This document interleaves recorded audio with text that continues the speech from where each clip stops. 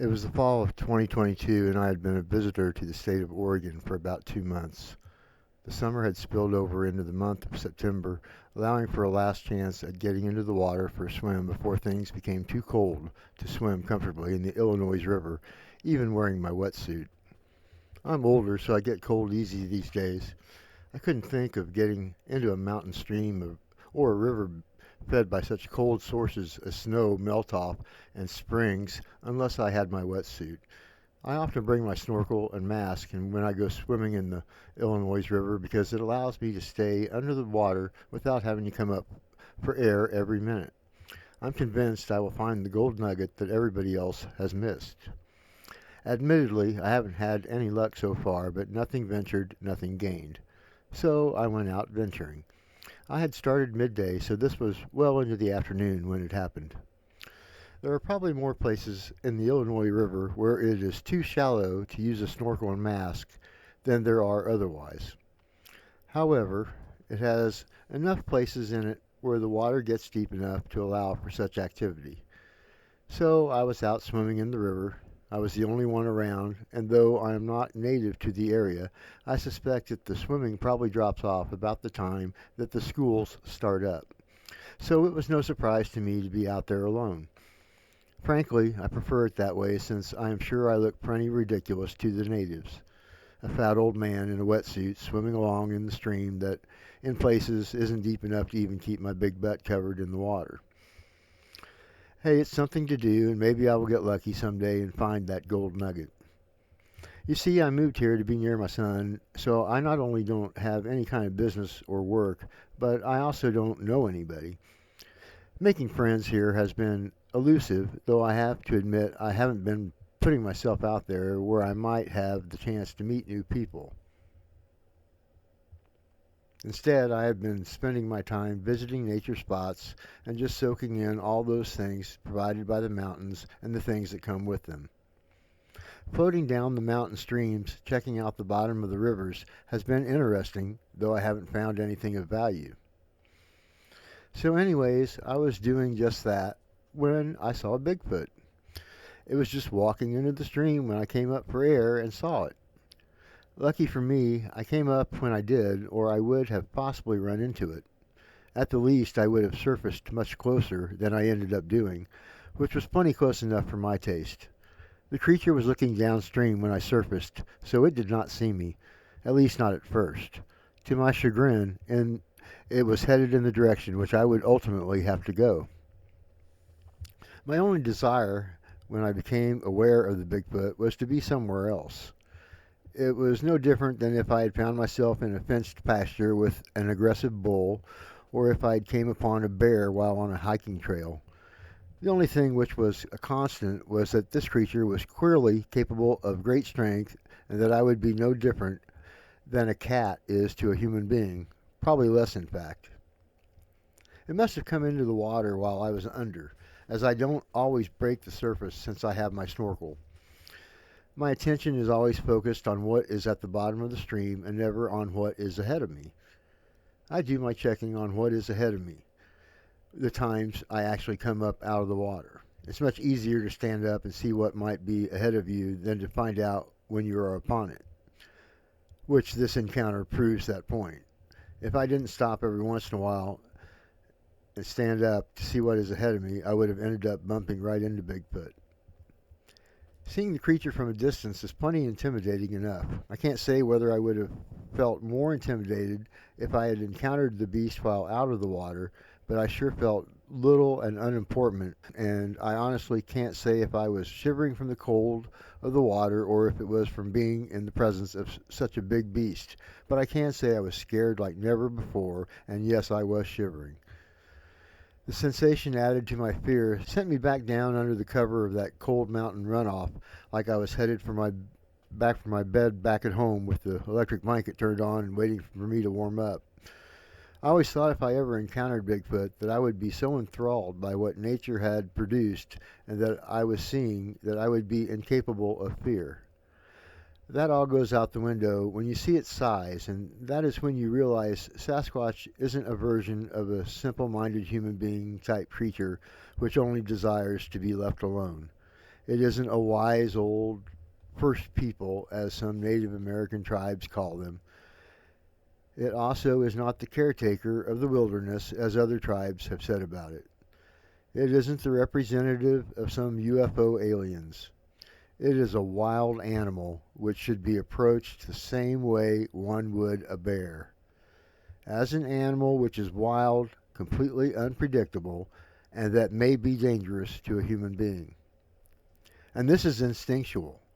Simple observation of the beast's size in real life will exclaim that this is something to respect and, if at all possible, not to let know you are near it. Such sentiment is multiplied 100-fold if you are in its living room, so to speak. I suspect I encountered something few modern day human beings have to endure.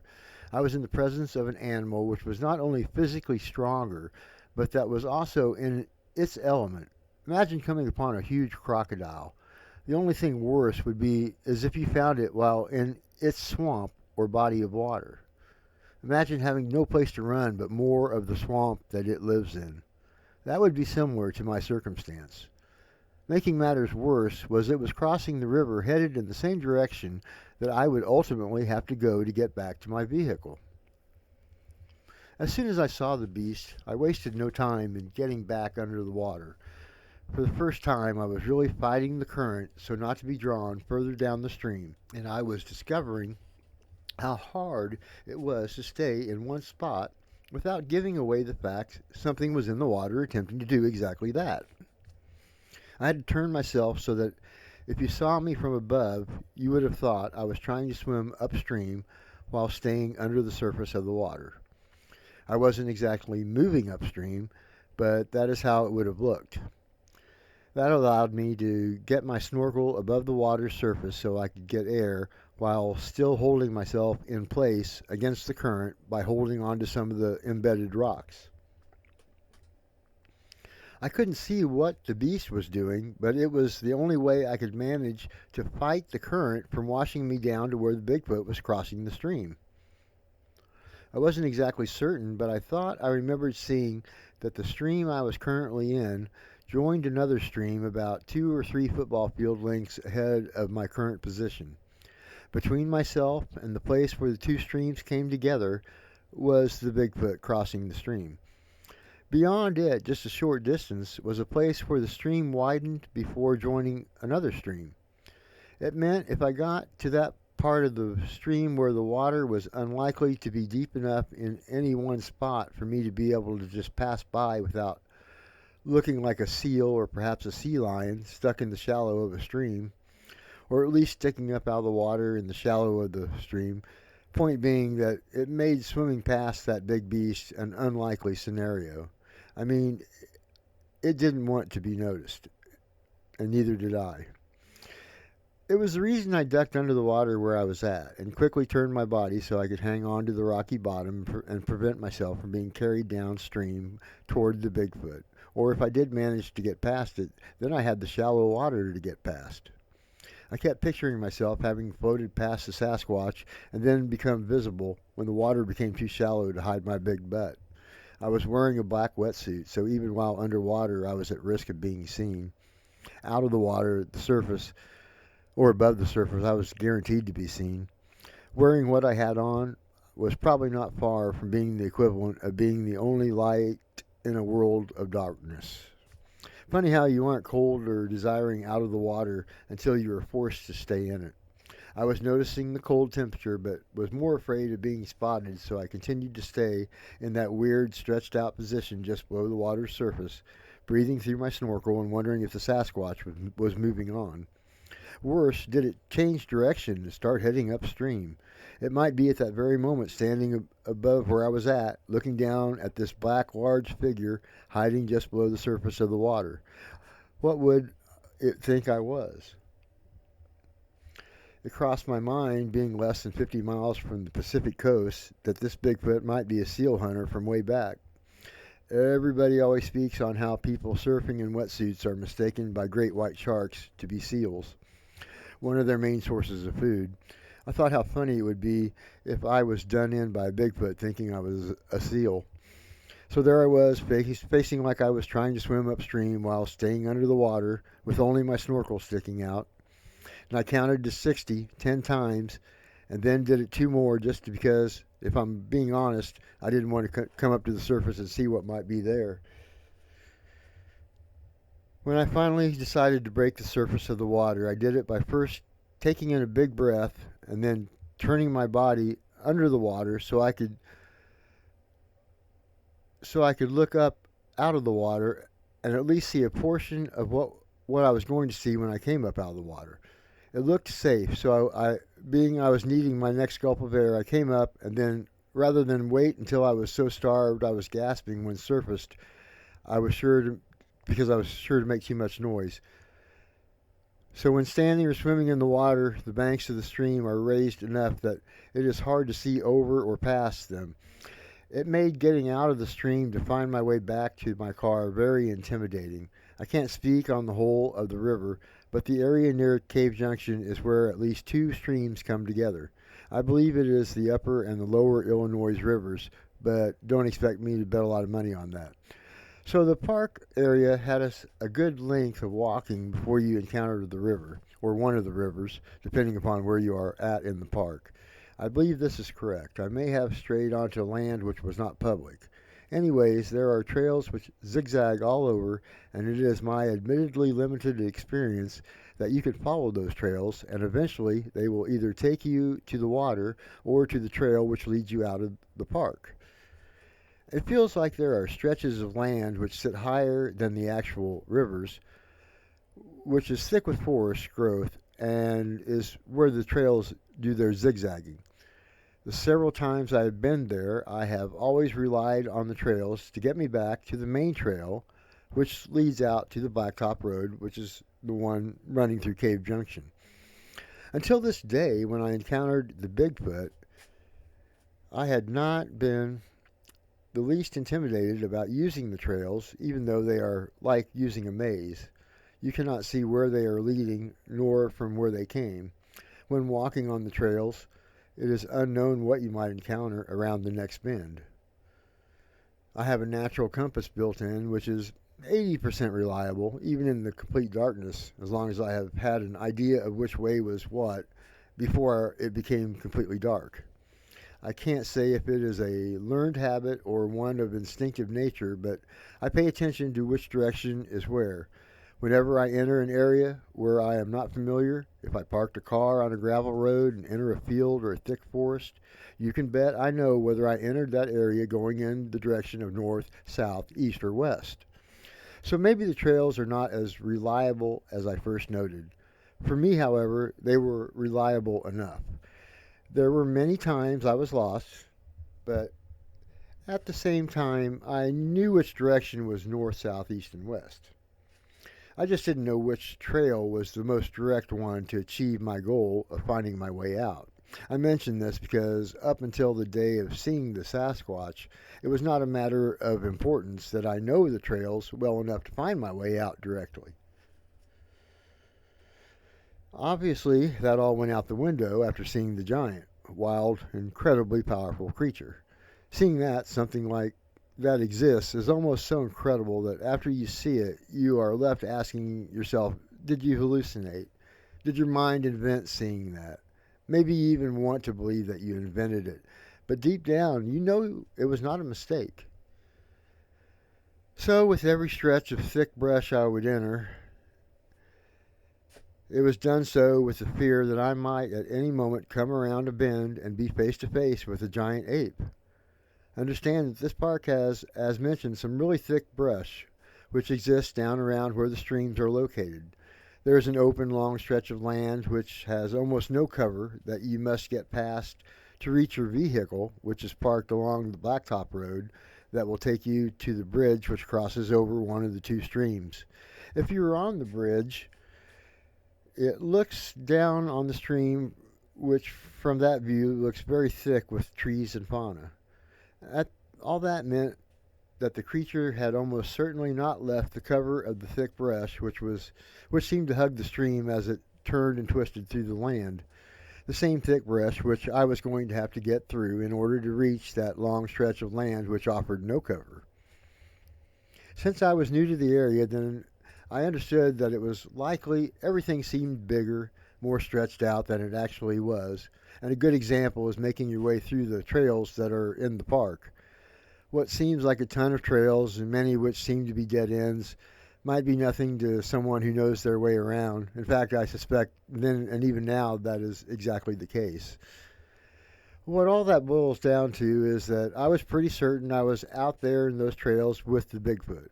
It could have went on across that open area which led to the Blacktop Road, but would you? I mean, until it got dark. If the beast had stayed to the stream, I could have, or it could have crossed under the Blacktop Road, but since it chose to cross the stream, then it was headed toward the part of the park which had a very long open stretch of land before you could reach the Blacktop Road. And then once you across it and into the land beyond it, there was a lot more cover. No animal would choose to go out in such an open area during the daylight hours. They like having cover. I mentioned I mentioned I believe they are animals. I mentioned I didn't think they were even as smart as being a caveman or simple-minded human being. I never said I thought that they were stupid. There is a big difference between being ignorant and being stupid. No, it was unlikely this creature had left the cover of the thick brush while the sun was still shining. It was in there with me. There just isn't a way to share with you the feeling of utter loneliness and helplessness which had overcome me as I went from dark, thick brush trails and then out into the bright sunshine across an open stretch of land, only to have to re enter that dark environment. Every time I either went into the dark or came out into the bright sunshine, I was at a distinct disadvantage, which there was nearly no way to adjust to the situation, which would not have left me in a very vulnerable state. I tried to hide in the cover of the brushy trail and allow my eyes to adjust to the extreme bright sunshine, but as much as it did help, there was no getting around the fact that once I stepped out into the sunshine, that I was briefly blinded. I literally could not see anything. Let me tell you, it is scary as heck to have to stand there helpless as the world you are in slowly becomes apparent to you a little more clearly with every blink.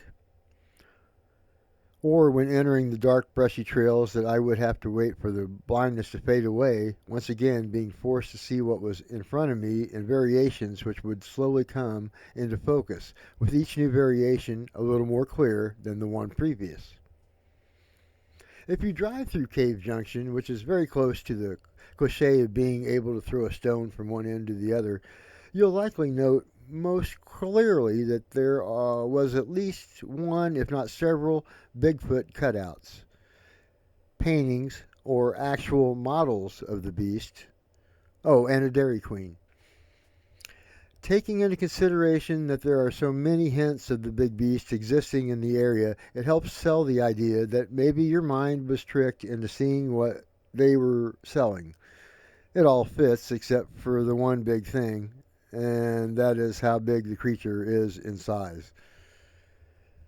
And perhaps now is a good time as any to also mention that despite the creature's obvious size, therefore weight, that if you have ever spent any time in Oregon, then you understand why there are so few tracks of the big beast.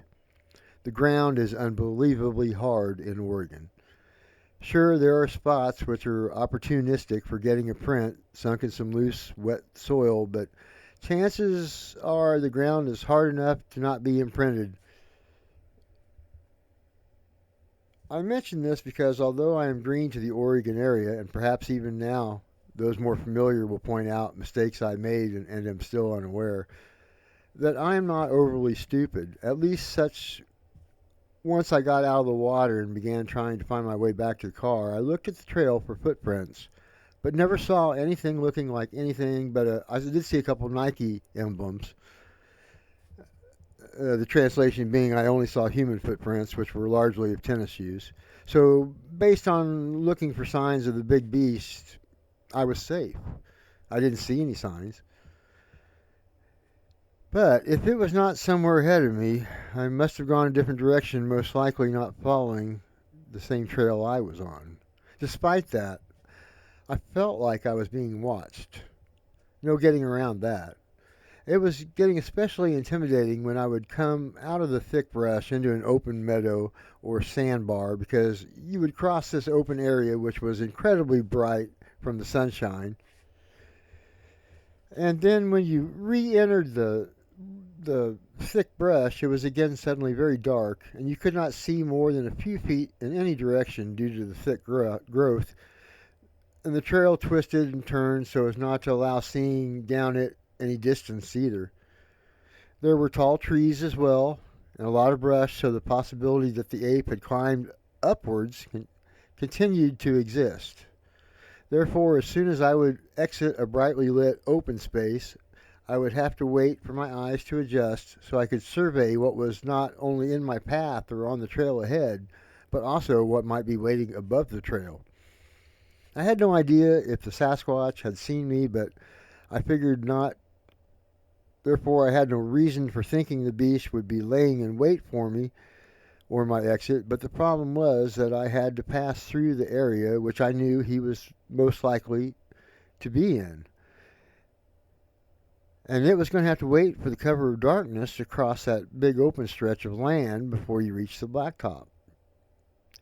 Keeping in mind that just beyond the blacktop road was untouched landscape thick with various native fauna and trees. Plenty of cover once you got across the road. Things really got worrisome when I reached the main trail, which leads out of the park, for the obvious reason that if I had not encountered it to that point, then logic dictated it must be just ahead. It was at that point I found myself in a world-class conundrum. The last thing I wanted to do was to find myself out there in that middle of nowhere, in the darkness, trying to find my way back to my car. The risk to my physical health was increased 100-fold simply because I didn't have any sort of light with me. I didn't even have a phone since I'd been swimming in the water. Yes, I could have brought one and kept it in a Ziploc bag, I know, hindsight and all that. So I was faced with the choice of traveling down that main trail in the light of day, or I could kill another 4 or 5 hours and wait until it was dark and then try to use that inner compass I mentioned to find my way back to the blacktop road. I had no clue as to what kind of night to expect. It might have been one that was blessed with a full moon and therefore plenty of light to see my way out of the park. It also might have been one of those nights where it was so dark you cannot see the hand in front of your face. Well, clearly I had to go now. Waiting for the cover of darkness just invited too much real danger for me to be putting off facing what many would claim was my imagination, or worst case, an error in my assessment of what it was that I had seen, or thought I had seen. Worst case scenario was I had seen a black bear. They are not uncommon for the area. I have glimpsed a black bear and probably standing up while in the middle of the stream. My mind, having seen all those cutouts and paintings of Bigfoot in the little town I just drove through, had tainted my judgment. And into the recipe, the fact that I was quick to duck back down under the water, and you have what all the Bigfoot believers hate the most, a reasonable explanation for an unreasonable claim. It was what I convinced myself into believing before I pushed onward and made that long walk back down the main trail. At first, it is thick with growth on both sides of the path. While walking down that part of the trail, you feel like something could reach out and grab you at any place along it. The sunlight filtering down through the overhead tree canopy becomes stronger and brighter the further along the path.